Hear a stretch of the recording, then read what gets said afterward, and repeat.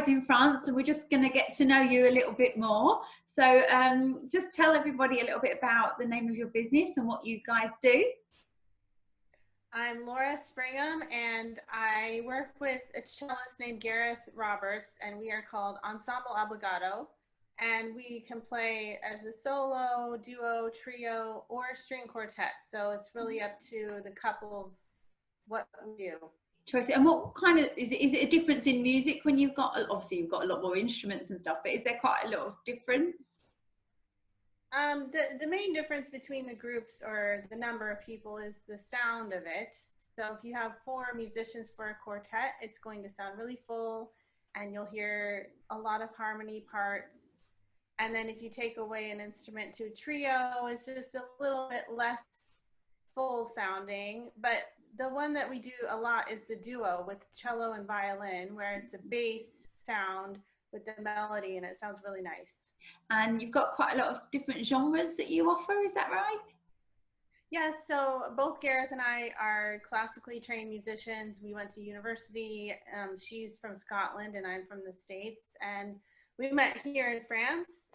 And so we both have that background of classical music, but we play folk, pop, any kind of hymns for religious ceremony, show tunes, movie music. I mean, the string instruments can really play most styles of music. You've got such a wealth of experience between you both, and I know that your background, you've travelled quite a bit, obviously being American, but you lived in Bermuda. I know you did a lot of international weddings and stuff in different cultures. Has that made a difference to the music that you play, or what you've learned over the years? I mean, we do have, most of our couples do tend to go with the traditional kind of ceremony, but we've played for, all sorts of religious ceremonies, including Catholic, Christian, Baha'i, Muslim, just, and that sometimes we get requests for things that I don't know, and I learn a new piece of music, and it's really interesting. And you have a very wide, extensive repertoire, really, don't you? Including non-classical songs. I saw a couple of my favourites on there: "Fly Me to the Moon," "Happy," "Somewhere Over the Rainbow." And you said you do a bit of a classic canon, is that right? Is that something you get asked most for? So I guess I was just saying to you earlier that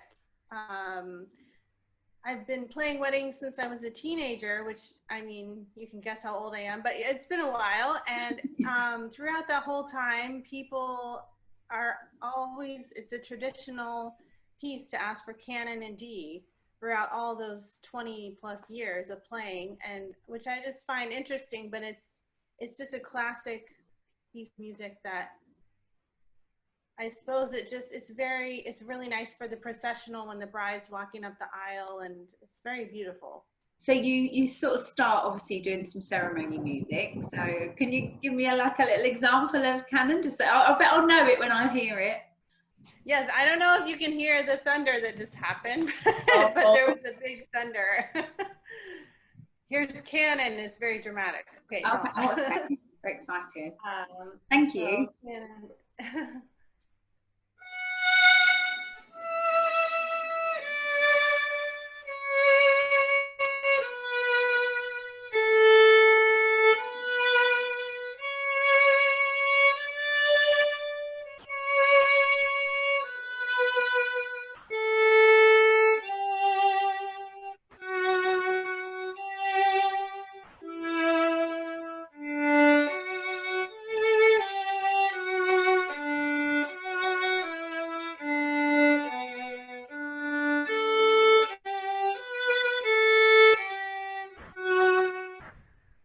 That's just the beginning of it. But wow, that's just taken me back to when I was working with you. Actually, we were at the Domaine de Grelier, and you were playing on the balcony, and they're just, you've got the sun shining, and they're walking down through the aisle. Yeah, that is beautiful, beautiful.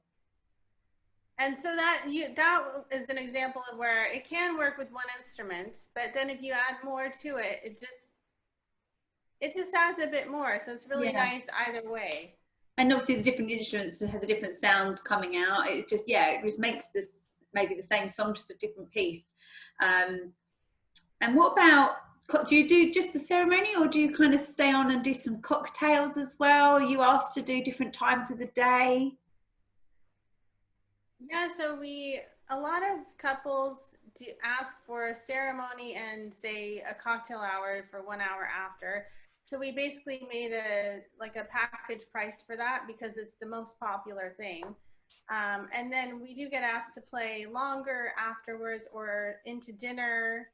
And then usually after dinner, people want a DJ or something a little bit more lively. But we're happy to play, all through ceremony up to dinner is really. Have you ever had to play through the dinner, like while they're eating?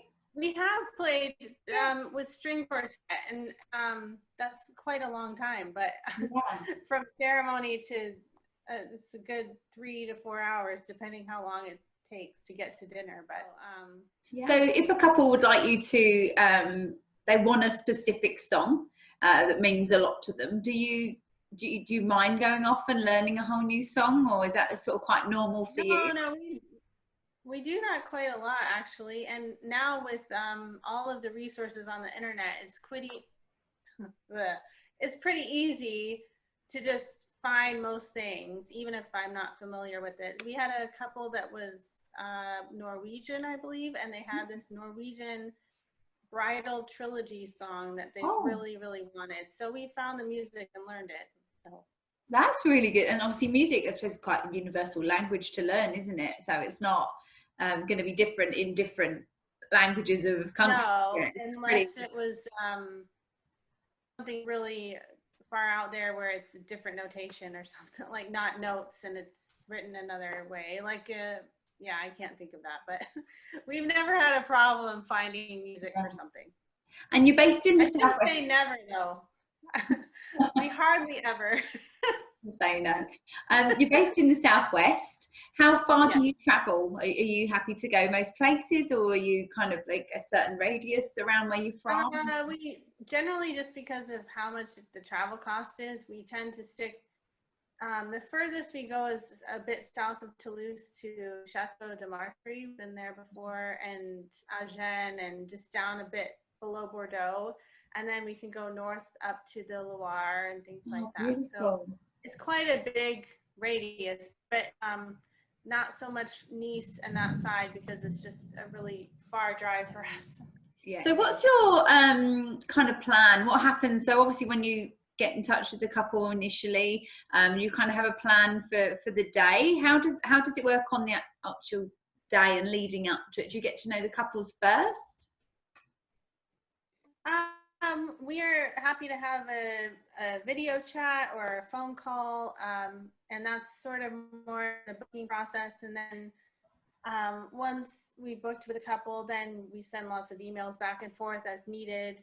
And then it kind of, there's nothing much to do until maybe I start to say 2 to 3 months before, oh, hey, have you thought about what you'd like for your ceremony? Just to get an idea. And I like to have everything set 3 weeks before with the music. So if I'm learning something new, then I need a bit more time. And if I'm playing with other people, we need to rehearse and things. Obviously, I know that you play at the ceremony, but I've seen it before when I've come and you kind of, whilst the bride's still getting ready, you're kind of there prior, just entertaining the guests just before they walk down the aisle.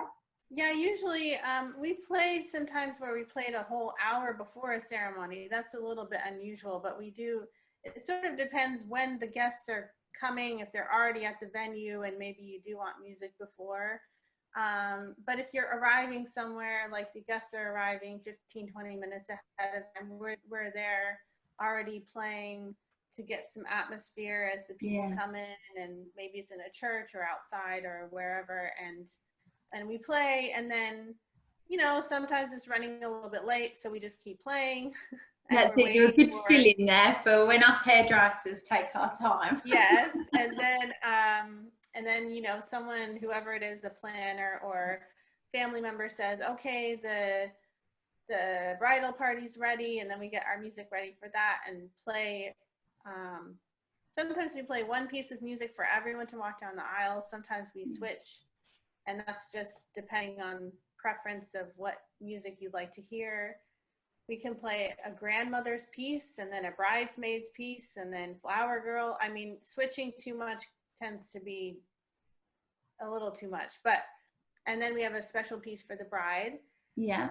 And most people during the ceremony tend to maybe have one piece of music or two, or sometimes nothing, because that's just when the celebrant or the priest is talking. And yeah. But if you're lighting a unity candle or doing some kind of sand ceremony or something where it's just silent, it's nice to have music in the background for that. And then we play at the end when it's all happy, and we play something really upbeat as you walk down the aisle and everyone's cheering. And then we usually transition to a cocktail hour if that's what's wanted next. So you obviously do like a package for this, and you do a minimum booking, I'm guessing, for what, minimum of 2 or 3 hours? Well, basically the minimum is that you would pay for the ceremony on its own. So then that wouldn't be a package price. So I sort of made the package price as an incentive to say, hey, why don't you just have music a little longer? And then it ends up being a little bit better deal, I guess you would say, financially. If you stayed on for cocktails and stuff like that. Okay. Yeah. I'd love to hear Fly Me to the Moon. Okay. So you're putting me on the spot. That's okay though. I love this one too.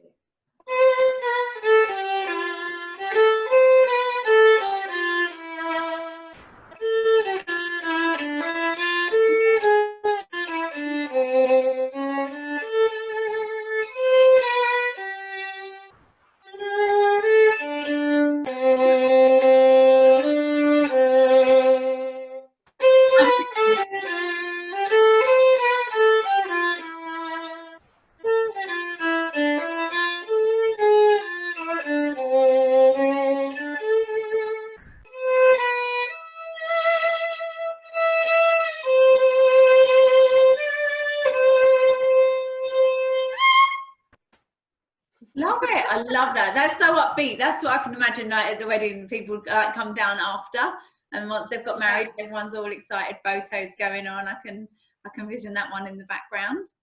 How long have you been playing, Laura? Since I started on piano when I was about 5, and then I took up the viola. I was a bit bigger than violin when I was 9, and then studied a lot. And you just always knew that was what you wanted to do? Yes, stubbornly, because my parents are musicians, and they were like, why don't you try something else? And I said no. I want to be like you. So we're all musicians in my family. Oh, really? So you play a couple of instruments, obviously, but that's your main, the violin is your main one. Yeah, violin and viola, which are very close. So you put both on your shoulder. And then the cello is the bigger one that you sit down and what Gareth plays. Yeah, and I don't play cello. And you can also be booked separately as well, can't you? Like you said, can be for yourself solo, or if they want guest solo as well for the cello, so she can kind of do that first. So you pretty much kind of can organise anything and kind of fit and bespoke it around people's needs. So that's really we're really flexible. So you must get to play in some amazing locations, and obviously being a violinist, it's not like you've got to plug anything in, or do you kind of go on the beaches, and are you quite versatile to where you play? So in Bermuda, that was mostly what I did, was the beach, because so many people there want to get married on the beach, and that was fine, except when it was really hot, it was not good. Especially if you're waiting. Shade. And one time it was a string quartet, and we saw the clouds coming, and we almost got poured down rain on, which is really bad for wooden instruments. So, but most of the time the weather was gorgeous, and so I've done. But I love the chateaus here. I mean, there's incredible places to play here. They have, and they always have an area just in case if there is any rain or something, or too much hot sun. And some of them have, Yeah, some of them have churches as well, or you know, like a very small chapel, and it's really beautiful to play in a chapel, and then you play outside for the next part or whatever. So yeah, no, they do. That's the good thing about some of these chateaus. They do have a little mini chapel on site, and it just makes everything, you know, so easy. You don't have to be, you know, driving around in the morning, going to all these different places. It's all there for you. Yeah. And I love this one too. It's so pretty. So Somewhere Over the Rainbow. It is my favorite. It'll probably make me cry. Oh, well, it is such a classic. It's really great. So.